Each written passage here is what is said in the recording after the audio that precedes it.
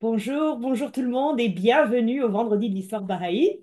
Nous sommes à l'épisode 11 de la vie de Baha'u'llah et nous avons vu pendant ces dernières semaines un chapitre palpitant de la vie de Baha'u'llah, c'est sa vie à Bagdad et comment Baha'u'llah a recréé la communauté Babi de Bagdad et l'a transformée au cours de 7 années de résidence ininterrompue dans la très sainte demeure et de visites dans les domiciles des amis Baha'i et de visites dans les cafés de Bagdad. Et malgré les ennemis externes de la foi qui ont décrété un deuxième exil pour Baha'u'llah, Baha'u'llah a quand même réussi à transformer la communauté Babi de Bagdad en communauté Baha'i naissante. Et nous allons voir tout le résultat de son travail spirituel aujourd'hui avec la déclaration de Baha'u'llah.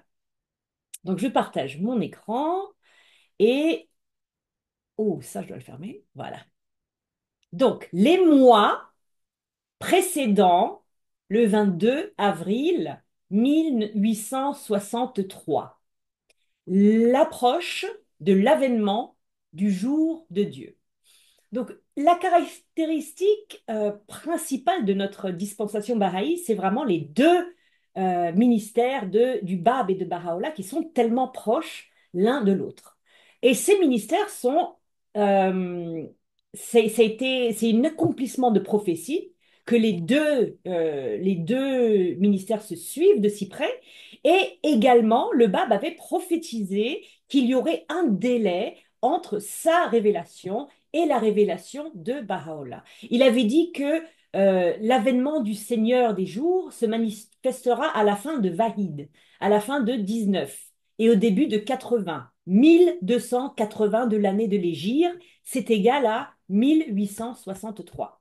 Dans un autre écrit du Bab, il formule la prophétie d'une façon légèrement différente.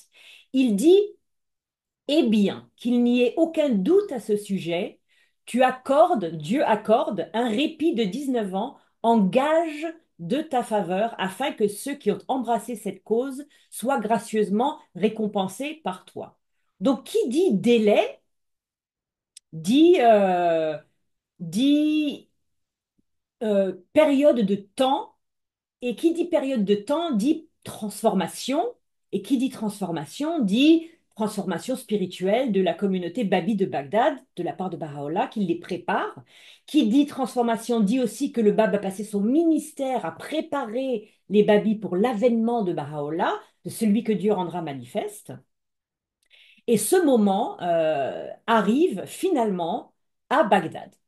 Mais avant qu'on regarde vraiment la déclaration, on va devoir regarder plusieurs éléments. Donc là, j'espère que la photo va se mettre, va se mettre. Voyons voir.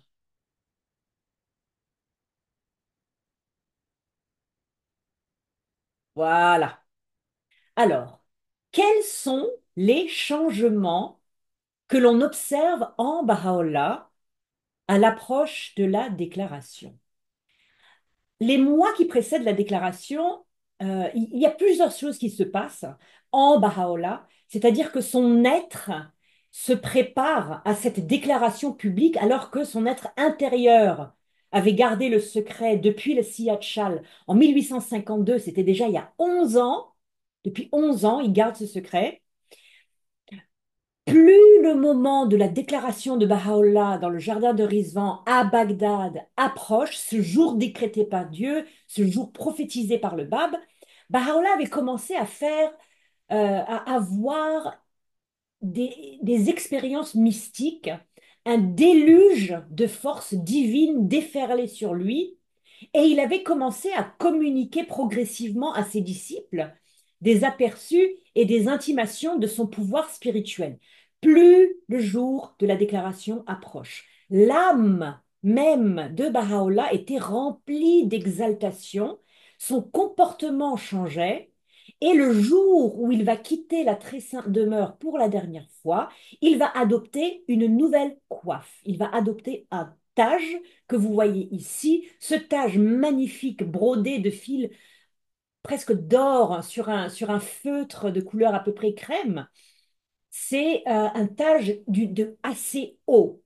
par rapport à ce que Baha'u'llah portait avant. Et donc cette coiffe de feutre qui est d'une hauteur inhabituelle va signaler extérieurement ce changement intérieur, pas vraiment un changement, mais l'approche de la déclaration. En fin 1862 jusqu'au printemps 1863. Donc, Adib Taherzadeh nous dit les 6 mois précédant la déclaration. Donc, moi, j'ai calculé et ça fait, disons, octobre, novembre, décembre 1862 jusqu'en avril 1863. Donc, ça, c'est une idée un peu stylisée de l'approche de la déclaration. Au cours des 6 mois qui précèdent avril 1863, et ça c'est vraiment important, Baha'u'llah révèle presque chaque jour. C'est direct de Adib Taherzadeh. Au cours des mois précédant avril 1863, Baha'u'llah révèle presque chaque jour des poèmes et des tablettes festifs et stimulants, remplis d'allusions mystiques au dévoilement de sa station, à l'approche de sa déclaration, bien que les babis ne savent pas encore, ouh, mais que va-t-il déclarer? Donc ils se demandent, parce que ces poèmes et ces odes sont révélés de plus en plus. Et donc la majorité de ces odes et de ces poèmes mystiques font référence à la Vierge du ciel, celle qui avait annoncé à Baha'u'llah qu'il était une manifestation de Dieu dans le Siachal. Elle figure dans beaucoup de ses poèmes. Et pour les Bahaïs, cette Vierge du ciel, c'est elle qui amène le Saint-Esprit à la manifestation de Dieu. Pour les chrétiens, c'est une colombe. Pour les musulmans, c'est l'ange Gabriel. Pour les zoroastriens, c'est le feu sacré. Et pour les juifs, c'est le buisson ardent. Il y a toujours un intermédiaire entre Dieu et la manifestation de Dieu. Cette Vierge du ciel, qui est la personnification du très grand esprit, du très saint esprit, c'est la manifestation de Dieu à Baha'u'llah. Elle demande à Baha'u'llah d'élever sa voix entre la terre et le ciel. Ce que Baha'u'llah fait pendant 6 mois, il révèle donc ses poèmes. Je vais vous décrire 7 poèmes, dont 3 ont été traduits dans Jour de souvenance. Vous pouvez les trouver. Donc, excusez, s'il vous plaît, mon accent français en persan et en arabe et dans toute autre langue. Le premier poème, c'est Subhana Rabbiyal Allah, loué soit notre Seigneur le Très-Haut. Dans ce poème, Baha'u'llah célèbre en termes dramatiques l'apparition devant lui de la Vierge du ciel qui personnifie le Très Saint-Esprit, faisant allusion à la joyeuse nouvelle de l'avènement du jour de Dieu dans un langage mystique, plein d'allusions, d'allégories, de métaphores, mais qui aussi, comme la tablette du Saint-Automnier, préfigure les épreuves et les difficultés à venir. Le deuxième poème s'appelle Lahir Qolamul Quld, la tablette du jeune immortel, de la jeunesse immortelle. C'est une commémoration de l'anniversaire de la déclaration du Bab qui a lieu pendant cette période, c'est-à-dire en 1862-1863. La déclaration du Bab, selon le calendrier musulman, a eu lieu le 29 octobre 1862. Et dans cette merveilleuse ode, Baha'u'llah proclame avec un refrain rythmé en arabe. Magnifique, magnifique. Voici la jeunesse immortelle. Venez avec cette cause puissante. C'est un refrain qui sonne comme un glas en quelque sorte. Le poème Hour-i Ujab, la tablette de la jeune fille merveilleuse, révélée en arabe, met en scène encore une fois la Vierge du ciel qui apparaît dévoilée et retourne tristement dans les royaumes spirituels lorsqu'elle se rend compte que l'humanité ne tient pas compte de son annonce. Lahi Ashik Vamachouk, la tablette de l'amoureux et de l'aimé, est un poème en persan qui proclame qu'une nouvelle fleur a éclos dans la roseraie de la splendeur immuable, appelant le peuple au détachement afin de goûter à l'abandon de l'amour enchanté. Donc vous voyez cet amour mystique, l'amour et l'objet de l'amour et l'aimé. Et puis Baha'u'llah, il révèle en arabe, il révèle en persan, et puis après vous allez voir, il révèle en arabe et en persan. Un autre poème, c'est la Lahi Huruhiye, la tablette de la jeune fille divine. Un poème révélé aussi en arabe, encore avec la Vierge du ciel, qui expire désolée après avoir contemplé l'âme de Baha'u'llah et perçu l'étendue de ses souffrances. Dans Hali Hali Yabisharat, Alléluia aux bonnes nouvelles, c'est un poème d'extase, encore qui parle de la descente de la jeune fille du ciel. Maintenant, euh, un poème vraiment extraordinaire, je l'ai gardé pour en dernier, c'est parce que non seulement j'ai une histoire à vous raconter sur ce poème, mais aussi parce qu'il a été révélé en arabe et en persan peu de temps avant la déclaration de Baha'u'llah et il s'appelle Azbag Ilahi, du jardin divin. Et celui-ci est particulier parce que c'est un des poèmes les plus joyeux de Baha'u'llah, qui est composé dans un style extrêmement exalté, où chaque vers persan est suivi d'un verbe en arabe, d'un vers en arabe. Un vers persan, un vers arabe, un vers persan, un vers arabe. Et quand c'est chanté, la différence de la langue persane et de la langue arabe, si quelqu'un maîtrise l'arabe et le persan en chantant ce poème, ça crée comme une musicalité de l'alternance et ça produit une mélodie d'une beauté sans pareil qui crée une atmosphère qui a été décrite comme une atmosphère d'enchantement quand c'est vraiment bien chanté. Ce poème est le sujet de notre prochaine histoire.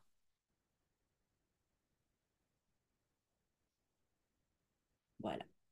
Donc, d'abord, avant de vous raconter l'autre histoire, j'ai menti, j'ai une petite histoire ici, c'est l'effet de ces poèmes mystiques sur la communauté Babi. Le pouvoir spirituel que Baha'u'llah dévoile à la communauté Babi à travers ses poèmes et ses odes mystiques en arabe et en persan, ce déferlement de révélations mystiques ont un effet transformateur sur la communauté Babi qui a déjà été transformée par Baha'u'llah depuis les 7 dernières années. Et elle est semblable à une commotion spirituelle qui remplit les croyants d'extase et de joie. Ils sont vraiment dans une atmosphère entièrement spirituelle. Et non seulement ils ont été préparés pendant 7 ans par Baha'u'llah et qu'ils ont été transformés, mais pendant ces 6 mois, Baha'u'llah continue la transformation à un rythme plus intense. Pendant ces mois très précieux, les croyants se réunissent chez l'un ou chez l'autre, ou chez Mirza Arajan, par exemple. Ils allument des nombreuses bougies camphrées. Donc le camphre, c'est un parfum qui est très puissant. Il pénètre vraiment partout quand il est allumé. Et les bougies étaient parfumées au camphre. Donc quand on allumait les bougies, ça donnait pas seulement la lumière, comment dire, elle donnait une odeur aussi. Donc, ils allument ces nombreuses bougies camphrées. Donc, l'atmosphère est illuminée, l'atmosphère, elle est fragrante, ça sent bon. Ils sont ensemble, ils sont avec Mirza Arajan et ils chantent à voix haute ces odes joyeuses et festives de Baha'u'llah. Ils sont tellement enchantés, ils sont tellement immergés dans les royaumes spirituels qu'ils oublient de manger, ils oublient de boire, ils oublient de dormir et ils réalisent soudain que le coucher du soleil s'est transformé en mi-journée. 12 heures se sont passées sans qu'ils s'en rendent compte. Au cours de ces nuits historiques, les croyants ont des conversations qui tournent entièrement autour de la personne bénie de Baha'u'llah. Ils ne parlent que de Baha'u'llah. Ils partagent des histoires sur Baha'u'llah, ils partagent leurs souvenirs, ils partagent leurs sentiments de joie de l'avoir rencontré dans les rues et les bazars de Bagdad, ou de l'avoir rencontré aujourd'hui dans la très sainte demeure. Ils sont plongés dans l'océan de la révélation de Baha'u'llah et ils s'engagent dans des discussions profondément mystiques, spirituelles et théologiques pour essayer de spéculer sur la nature exacte de cette déclaration dont Baha'u'llah fait allusion et peut-être le moment où elle va intervenir, que Baha'u'llah va-t-il révéler, que va-t-il déclarer. Et lorsque le premier jour de Rizvan arrive, donc le 22 avril 1863, la communauté Babi était dans un état d'excitation et de ravissement. Peu de temps avant le 22 avril 1863, une soirée comme le monde n'en avait jamais vu. Donc un soir, peu de temps avant la déclaration de Baha'u'llah, une réunion se tient dans la très sainte demeure. Ce sera l'une des nuits les plus mémorables de la vie de Nabil, l'historien, l'auteur des chroniques de Nabil. Abdul Baha, qui a 18 ans maintenant, jeune, radieux, distingué, est l'hôte de cette soirée. Un certain nombre de babis de Bagdad et de Karbila sont présents, y compris des éminents babis tels que Haji Siyid Javad Karbilai, qui avait connu le Bab dans son enfance, Sheikh Sultan, qui avait été chercher Baha'u'llah Soleimani et qui avait ensuite épousé la dont la fille avait épousé Mirza Moussa, le frère de Baha'u'llah. Et Saya qui était le messager du Bab, qui distribuait les tablettes du Bab au Babi quand il était en Azerbaïdjan. Après le dîner ce soir-là, les croyants réunis commencent à chanter ensemble les tablettes de Baha'u'llah. Et l'atmosphère devient profondément spirituelle. Leurs cœurs sont tellement remplis d'amour divin et leurs âmes tellement illuminées par la lumière de ce nouveau jour qu'ils ressentent, euh, que lorsque Azbag Ilahi, le, euh, le poème, le dernier poème dont je vous ai parlé, qui est un des plus joyeux de Baha'u'llah et qui est alterné un vers en arabe, un vers en persan, un vers en arabe, un vers en persan, lorsque Azbag Ilahi du jardin divin est chanté, les mystères cachés à l'intérieur de ce poème deviennent évidents pour eux. L'atmosphère est électrifiée, elle est transformée en ravissement total et sans prévenir, la porte s'ouvre et Baha'u'llah entre majestueusement, tenant à la main un petit récipient d'eau de rose. Il salue ses compagnons et leur demande de ne pas perturber leur réunion. Baha'u'llah leur dit qu'il a senti la spiritualité de leur réunion et que c'est pour ça qu'il est venu les oindre d'eau de rose. Après avoir gracieusement oint toutes les personnes présentes, c'est-à-dire euh, probablement utiliser de l'eau de rose sur leur front avec sa main, Baha'u'llah s'en va. Mais l'apparition de Baha'u'llah et sa bénédiction est le point culminant de toute la soirée, et enivrés comme ils étaient par le vin de la présence de Baha'u'llah, personne n'arrive à dormir. Nabil décrira plus tard cette soirée à l'approche de la déclaration de Baha'u'llah comme l'œil de la création n'avait jamais vu une nuit pareille. Le 22 avril 1863, la déclaration de Baha'u'llah. Alors voici les deux rives de la rivière Tigre. Je ne suis pas exactement sûre laquelle est la rive gauche, laquelle est la rive droite, mais en tout cas, c'est cette rivière-là que Baha'u'llah va traverser de ce que nous, à Paris, on appellerait la rive gauche, de la rive gauche à la rive droite du Tigre. C'est le voyage qu'il va faire parce que la très sainte demeure se trouve rive gauche. Je suis sûre qu'on ne dit pas ça pour le Tigre. Et le jardin de Rizvan se trouve rive droite.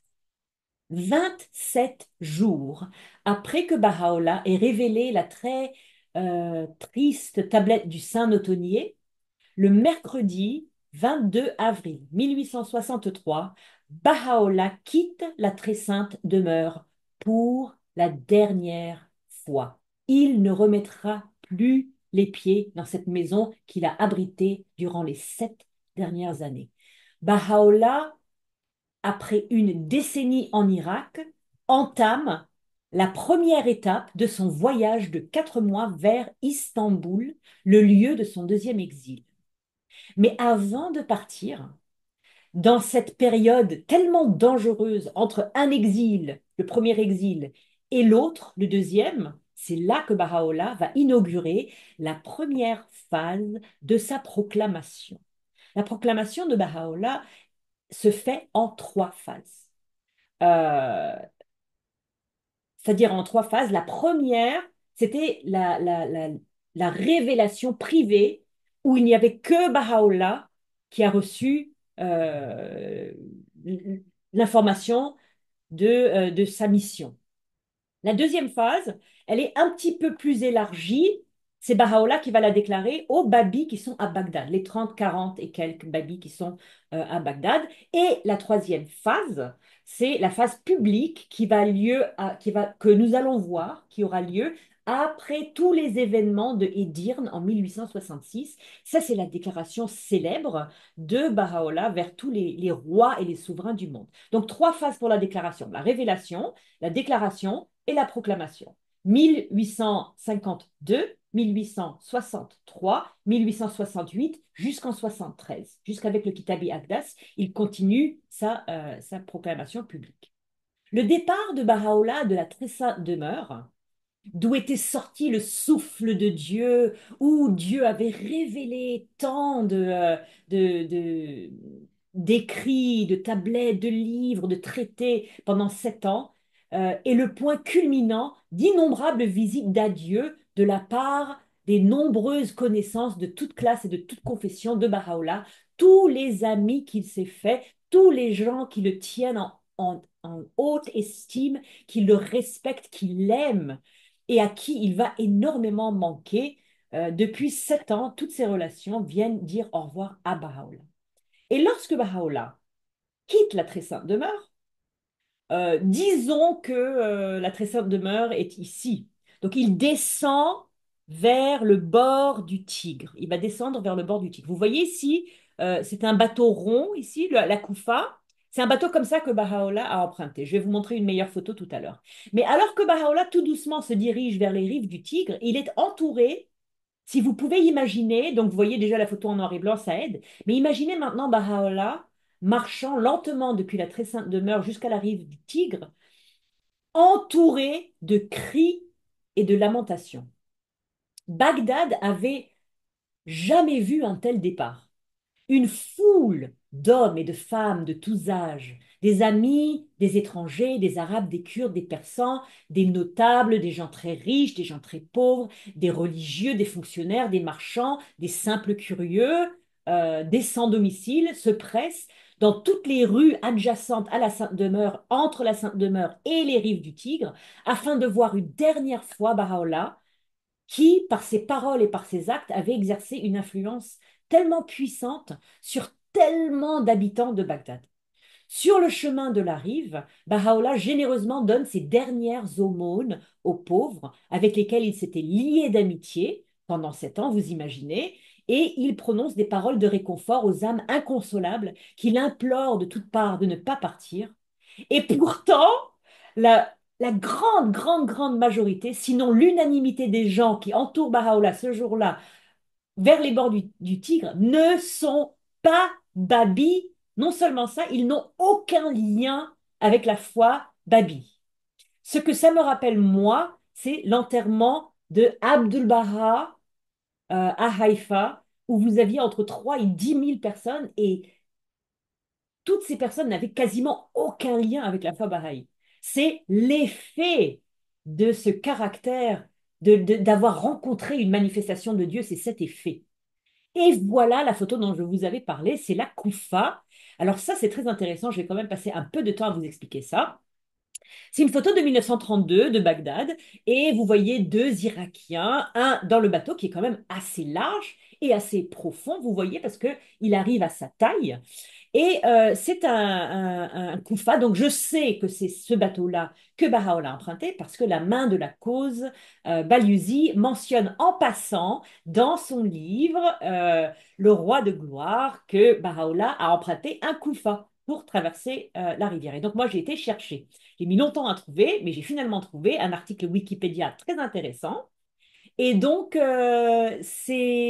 ce Kufa, il vient juste d'être fait. Donc, c'est à peu près, bon, j'ai mal traduire parce que c'est en anglais. Donc, c'est un bateau traditionnel utilisé sur le Tigre et l'Euphrate.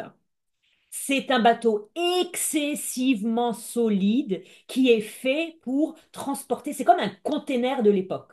Il est fait pour transporter des tonnes presque. Il a une base extrêmement large et il peut aussi transporter entre 4 et 20 personnes. Et les koufas les plus larges, c'est-à-dire qu'ils ont des différentes tailles, les koufas les plus larges peuvent transporter 4 tonnes. Alors, le fait qu'ils ont le bas de ce Koufa est tout à fait plat, c'est probablement parce que le Tigre n'est pas une rivière extrêmement profonde. Et donc, c'est des branches de un genre comme un genre de palmier en quelque sorte, qui sont arrangées ensemble et recouverts d'une matière comme du cambouis pour les rendre imperméables à l'eau et pour qu'ils puissent flotter. Et donc, on l'utilise soit un grand bâton pour pousser dans le fond de la rivière, soit des fois des rames. Et donc, c'est dans ce bateau. Donc, le bateau, il est poussé sur la rive. Baha'u'llah monte dans ce bateau et le monsieur qui conduit le Koufa va pousser avec un bâton sur le bas de la rivière pour emmener Baha'u'llah de l'autre côté de la rivière Tigre. Donc, lorsque Baha'u'llah arrive finalement à la rivière, un Koufa l'attend. Avant d'embarquer, Baha'u'llah s'adresse à la foule fidèle qui l'entoure. Ô mes compagnons, je vous confie la garde de cette ville de Bagdad dans l'état où vous la voyez maintenant, alors que des yeux des amis et des étrangers qui se pressent sur ses toits, dans ses rues et ses marchés coulent des larmes comme la pluie du printemps, et que je m'en vais. C'est à vous maintenant qu'il revient de veiller à ce que vos actes et votre conduite ne ternissent pas la flamme de l'amour qui brille dans les poitrines de ses habitants. Après avoir traversé la rivière dans le Koufa, Baha'u'llah débarque sur la rive opposée et entre dans le jardin de Najib Pacha, exactement au moment où le muezzin lance l'appel à la prière obligatoire de l'après-midi. Le 22 avril 1863, révélation, la souris Isabre, la sourate de la patience, ou aussi connue sous le nom de Lawh-e Ayyub, la tablette de Job. Et là, vous avez du XVIe siècle, Philippe Gall, qui était un graveur hollandais, a fait une série de 8 gravures sur l'histoire de Job. Et donc, je ne sais pas si j'en ai utilisé plus d'une, mais en tout cas, euh, cette tablette de Job est très importante. Pourquoi? Parce que elle a été révélée le jour du 22 avril 1863. Et c'est une des seules choses que nous savons sur la déclaration de Baha'u'llah le 22 avril 1863. Nous savons en fait très très peu sur ce jour le plus important de la dispensation bahaï. Cette tablette de Job, donc je vais vous expliquer un peu pourquoi on n'en sait pas grand-chose, mais je vais commencer par expliquer la tablette de Job parce que là au moins on sait quelque chose sur celle-là.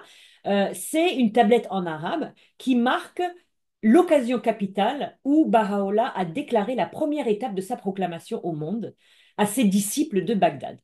C'est la première étape de la proclamation parce que la déclaration est une proclamation en cercle restreint. Et après la proclamation au roi et au peuple du monde, c'est la proclamation vraiment publique.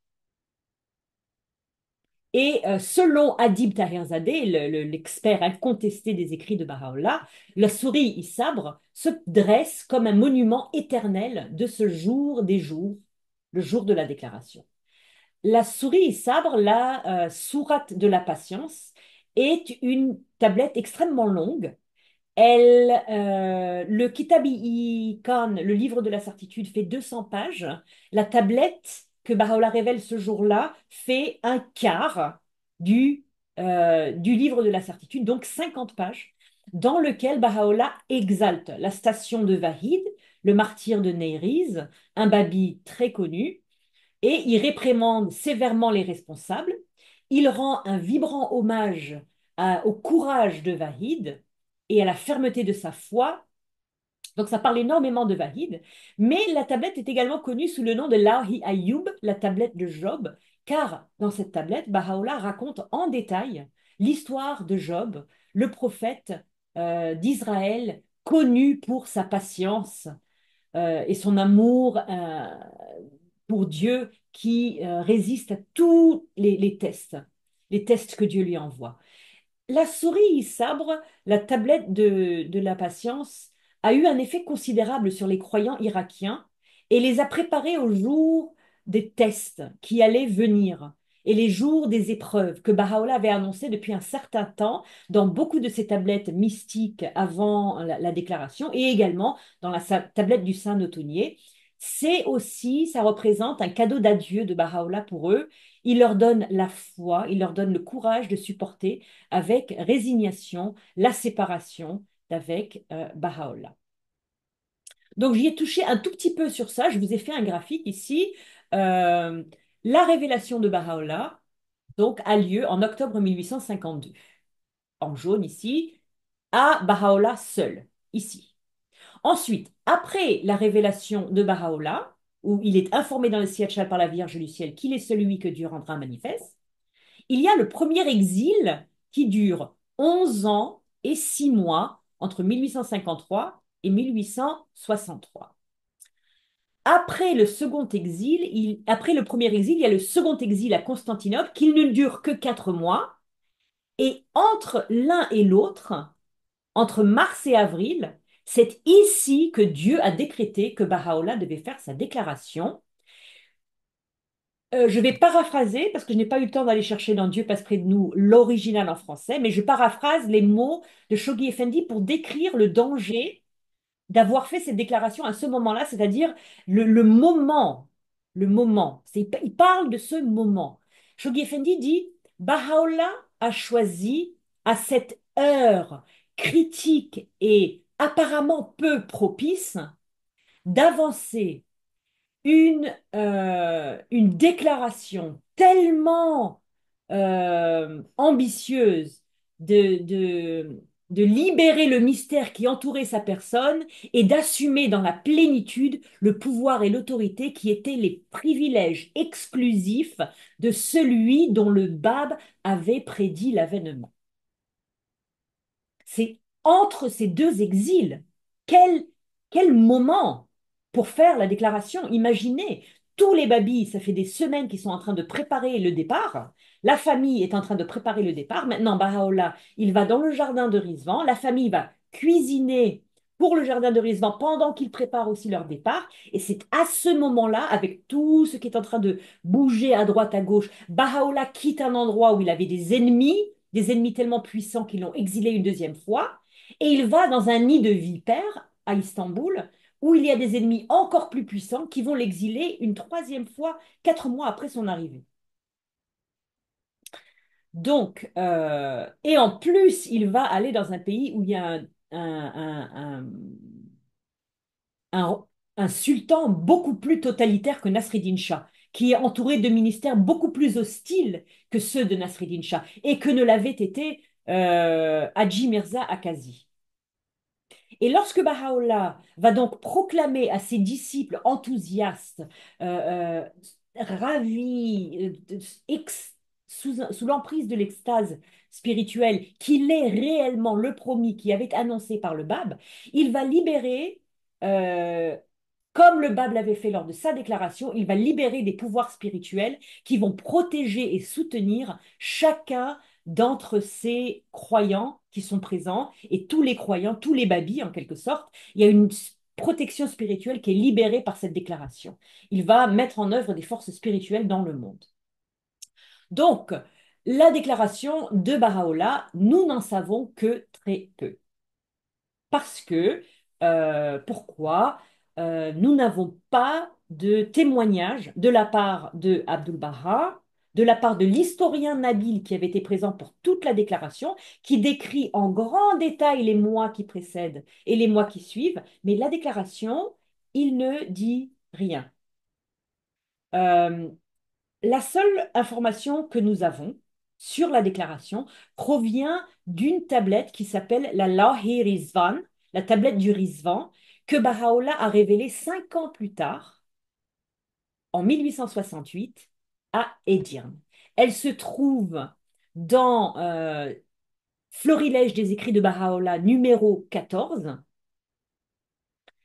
et elle parle de, euh, de ce qui s'est passé du point de vue spirituel dans le jardin de Rizvan le 22 avril. C'est-à-dire, elle parle du printemps divin, de la fête du tout miséricordieux, la très grande fête, le roi des fêtes, la fête de Dieu, le jour de la félicité suprême, le jour où la langue de l'ancien des jours a parlé, le jour où le doigt de la majesté et de la puissance a ouvert le seau du vin de la réunion, le jour qui est le lampe de la guidance pour le monde entier, le jour où rien ne peut être oublié, le jour qui est le jour de la puissance, etc., etc. Et j'ai donc 3 pages de ces descriptions mystiques qui sont en fait la chose la plus importante. C'est pour ça que le seul témoignage sur le jour de la déclaration, c'est vraiment la tablette du Rizvan de Baha'u'llah que vous pouvez trouver, je crois également dans le jour de ce venant, si je ne me trompe pas, parce que peut-être aussi le moment était tellement spirituel que les gens étaient sous l'emprise de l'extase et personne n'a pu adéquatement parler de leurs souvenirs. Il y a un autre thème majeur de la Lawhi Rizvan, de la tablette du Rizvan, c'est la proclamation de Baha'u'llah elle-même, que Baha'u'llah va décrire en termes mystiques, et la puissance spirituelle de sa déclaration, à la fois sur lui, où il dit que je suis incapable de bouger ma plume, mais aussi sur l'ensemble de la création qui se trouve, dans les mots de Baha'u'llah, baignée dans la splendeur de Dieu et remplie de sa générosité. Un autre thème central de cette tablette, qui est une tablette extrêmement importante, c'est la station de Baha'u'llah lui-même.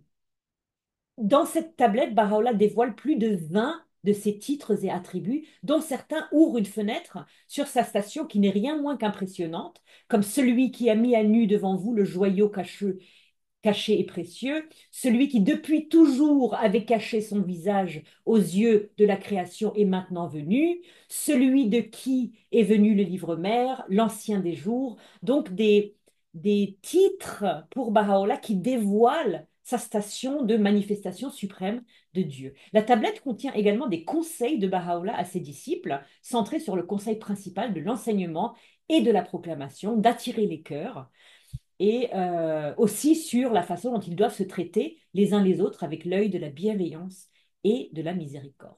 Donc on va passer maintenant à quelque chose pour lequel nous avons pas mal d'informations, le jardin de Rizvan, le premier festival de Rizvan de l'histoire bahaï du 22 avril 1863 au 3 mai 1863. Les visiteurs vont se presser au jardin de Nadjibiye. Nadjibiye, c'est le jardin de Najib Pacha, que nous connaissons sous le nom de jardin de Rizvan. Et sur cette photo ici, sur la rive droite du Tigre, vous voyez ici cette petite barrière et tous ces arbres-là, c'est le jardin de Rizvan, avant que on en fasse un hôpital, parce qu'il y a un hôpital maintenant par-dessus. Alors on ne peut pas imaginer, oui, on ne peut pas imaginer un cadre plus parfait pour la déclaration de Baha'u'llah que le jardin de Nadjibiye en avril-mai 1863. Le jardin était carrément embrasé par des couleurs de fleurs, des variétés de roses abondantes et parfumées. Leur beauté et les bénédictions de la nature convenaient parfaitement au jour où Baha'u'llah décrète un nouveau printemps, au milieu du printemps physique, un printemps spirituel, et où Baha'u'llah dévoile les bénédictions et les cadeaux de Dieu au milieu d'une nature qui aussi représente la bénédiction de Dieu lui-même finalement. La nature, dans sa générosité printanière, reflétait aussi les joyeuses nouvelles du printemps divin dévoilées par Baha'u'llah. Vague après vague après vague, les amis, les compagnons de Baha'u'llah traversent le Tigre pour se rendre en sa présence et lui faire leurs derniers adieux. Baha'u'llah reçoit d'éminents visiteurs pendant cette période, comme Ibn Iyalusi, le moufti de Bagdad, qui maudit Nasreddin Shah de l'avoir envoyé en exil une deuxième fois, les yeux pleins de larmes. Le gouverneur de Bagdad, Namik Pacha, rend également visite à Baha'u'llah dans le jardin, exprime son regret pour les événements qui sont, qui en sont arrivés à son deuxième exil et qui avaient précipité son départ. Et il remet à l'officier désigné pour accompagner Baha'u'llah un ordre écrit de la part du gouverneur de Bagdad adressé à tous les gouverneurs des provinces dans lesquelles Baha'u'llah devait passer dans les 4 prochains mois, et qu'il devait accorder aux exilés et à Baha'u'llah spécialement et à ses compagnons la plus grande considération et générosité tout au long de son voyage. Lorsque le gouverneur propose d'aider Baha'u'llah de quelque manière que ce soit, Baha'u'llah lui dit simplement: étends ta considération à nos bien-aimés et traite-les avec bonté. Ce que le gouverneur accepte sans hésiter, mais pas avant de demander à Baha'u'llah de lui rendre un service quand même. Il demande à Baha'u'llah si, ben, puisque vous allez à Istanbul, est-ce que vous pouvez, dans votre caravane, inclure un très beau cheval que j'ai acheté pour mon fils en cadeau? Pouvez l'emmener jusqu'à Istanbul pour mon fils, s'il vous plaît. Et Baha'u'llah, bien sûr, généreusement et gracieusement accède à sa demande. Et bien sûr, ici, c'est l'histoire préférée de beaucoup d'entre nous, les rossignols du jardin de Rizvan. J'ai fait un petit montage ici de ce à quoi ces rossignols qui chantent aux roses ressemblaient dans ma tête. Parce que depuis que j'étais petite, je voulais toujours avoir une image de ces rossignols. Alors, je l'ai créé. Chaque matin, alors que Baha'u'llah est dans le jardin de Rizvan, les jardiniers cueillaient des roses qui bordaient les 4 avenues et les empilaient au centre de la tente de Bagdad, de Baha'u'llah. Le tas de roses fraîchement coupées était tellement haut que lorsque les compagnons de Baha'u'llah se réunissaient dans la tente de Baha'u'llah pour boire le thé du matin avec lui, ils ne pouvaient pas se voir de l'autre côté du tas. Chaque matin, Baha'u'llah cueillait de ses propres mains une des roses sur le grand tas et les confiait aux compagnons qu'il avait congédiés, leur demandant de les remettre à des amis arabes et persans de Bagdad. Le 27 avril 1863, alors je sais que c'est le 27 avril parce que l'indication de Nabil, selon laquelle dans les chroniques de Nabil, il dit c'était la neuvième nuit de la lune croissante. Et donc la neuvième nuit de la lune croissante, c'est le 27 avril 1863. Nabil monte la garde devant la tente de Baha'u'llah. À l'approche de minuit, il voit Baha'u'llah sortir de sa tente, passer devant l'endroit où ses compagnons dorment, puis arpenter les allées du jardin bordées de fleurs et éclairées par la lune. Les rossignols chantaient tellement fort que seuls ceux qui étaient à côté de Baha'u'llah pouvaient l'entendre parler. Baha'u'llah continue à marcher jusqu'à ce qu'il s'arrête au milieu d'une des allées et observe, considérez ces rossignols. Leur amour pour ces roses est si grand qu'ils ne dorment pas du crépuscule à l'aube et qu'ils chantent leur mélodie et communient avec une passion brûlante avec l'objet de leur adoration. Comment donc ceux qui prétendent être enflammés par la beauté rosée du bien-aimé peuvent-ils choisir de dormir? Nabil va monter la garde pendant 3 nuits et protéger la tente de Baha'u'llah. Chaque fois qu'il passe devant la tente, il trouve Baha'u'llah éveillé. Et chaque jour, toute la journée, il trouve Baha'u'llah constamment engagé dans une conversation avec son flot incessant de visiteurs venant de Bagdad. Le 30 avril 1863, une autre photo bien connue du jardin de Rizvan avant qu'il soit euh, détruit, c'est l'entrée, hein. Avant, c'était l'hôpital royal. Et donc, c'est un hôpital qui a pris la place, en effet. Donc, le 30 avril 1863, le neuvième jour de Rizvan, la famille de Baha'u'llah. Avant qu'Asseye Hanoum, la femme de Baha'u'llah, et le reste de la famille de Baha'u'llah ne le rejoignent le neuvième jour de Rizvan, ils étaient tous encore dans la très sainte demeure. Ils préparaient la nourriture avec la famille de Mirza Moussa Ijavahiri pour l'envoyer à Baha'u'llah et à ses compagnons dans le jardin. Donc la nourriture était préparée dans 2 maisons, la maison de Mirza Moussa Ijavahiri, la très sainte demeure, et elle était envoyée de l'autre côté de la rivière, probablement pas dans des koufas, et livrée à Baha'u'llah et aux babis qui étaient dans le jardin de Rizvan. Le Tigre avait débordé le premier jour du Rizvan et les portes de l'écluse avaient dû être ouvertes pour atténuer l'inondation. Donc le Tibre a débordé pendant 9 jours. Il s'est calmé le neuvième jour, le 30 avril 1863, et c'est pour ça que c'est un jour saint pour nous, parce que ce jour où le Tigre a cessé de déborder, c'est le jour où la Sainte Famille a pu enfin traverser le fleuve pour rejoindre Baha'u'llah au jardin de Rizvan. Et c'est pour ça que c'est un jour saint, parce que c'est la famille de Baha'u'llah qui le rejoint. Immédiatement après la traversée de la Sainte Famille, le Tigre se remet à déborder et les portes de l'écluse ont dû être rouvertes. Et puis, le troisième jour saint du festival de Rizvan, le 12e jour de Rizvan, Baha'u'llah quitte Bagdad. Voici une carte en arabe de la ville de Bagdad.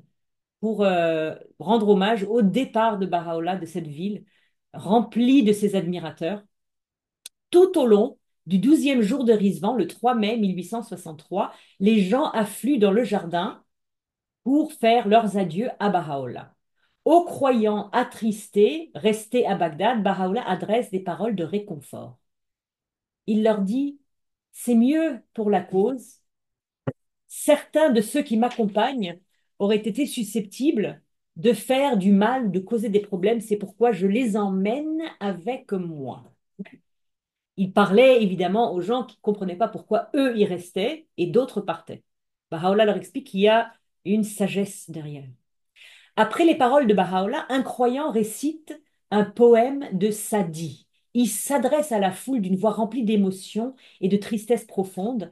Et ce poème à peu près dit: nous nous levons tous pour pleurer comme les nuages de la saison printanière. Le jour où les amoureux sont séparés de leur bien-aimé, on peut même entendre les lamentations des pierres. Et Baha'u'llah aurait dit, aurait attesté que Sadi avait écrit ce poème pour ce jour.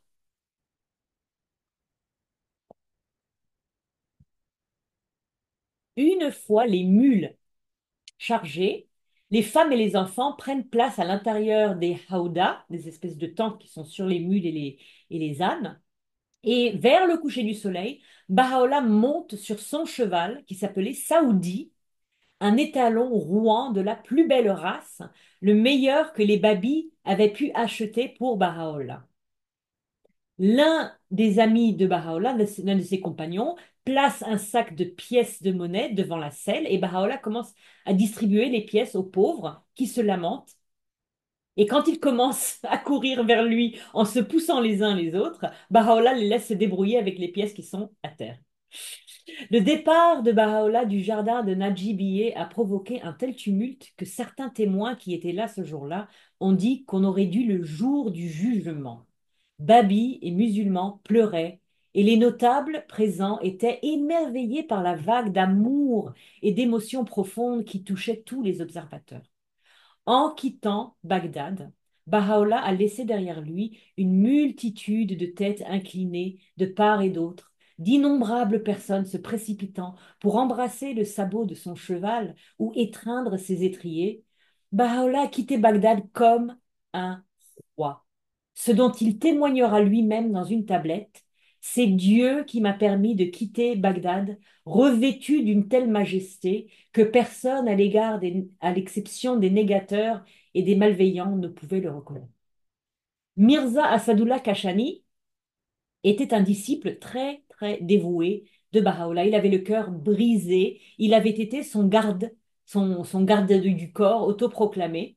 Il était très petit et il portait toujours un poignard caché lorsqu'il marchait derrière Baha'u'llah en public. Et le jour où Baha'u'llah quitte Bagdad, bien qu'il avait demandé aux croyants de ne pas le suivre, Mirza Assadullah Kashani, garde du corps autoproclamé de Baha'u'llah, ne le perd pas de vue et court derrière la caravane pendant 3 heures. Baha'u'llah descend de cheval, attend Mirza Assadullah Kashani et, de sa belle voix remplie d'amour et de bonté, lui dit de retourner à Bagdad et de commencer à travailler pour la foi avec énergie, en ajoutant: ne te laisse pas envahir par le chagrin. Je laisse à Bagdad des amis que j'aime.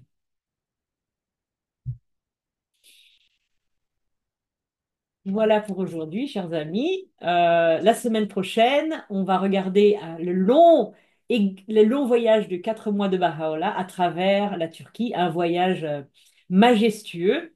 Et puis, je ne sais pas si on finira la semaine prochaine, mais en tout cas, on va commencer l'histoire de la caravane de Baha'u'llah. Je vous souhaite une bonne fin de semaine et à vendredi prochain. Au revoir.